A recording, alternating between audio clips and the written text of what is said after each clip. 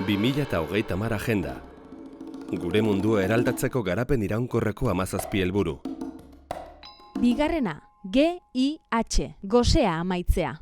Gosea amaitzea, elikagai segurtasuna eta nutrizio hobea lortzea eta nekazaritza jasangarria bultzatzea.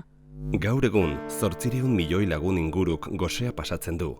9 lagunetik bat ez dago behar bezala elikatuta, eta 3 milioitik gora hurbiltzen dira urtero malnutrizioaren ondorioz.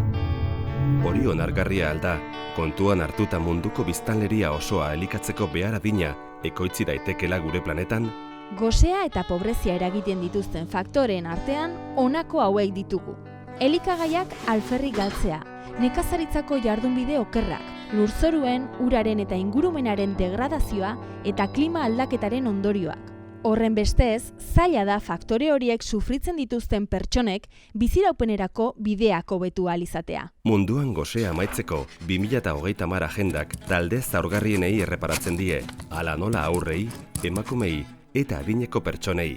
Elikagai ekoizpenerako eredu jasangarria eta nekazaritzako jardunbide erresilenteak proposatzen ditu, landaren eta animalien dibertsitate genetikoari eusteko. 2030 agendak funtsezkotzat jotzen du eskala txikiko ekoizleen eginkizuna eta nabarmentzen du oso garrantzitsuak direla bai nazioarteko lankidetza, bai landa azpiegitura, bai nekazaritzako ikerketa. Era berean, azpimarratzen du oso garrantzitsua dela munduko abeltzaintzako eta nekazaritzako merkatua kontrolatzea.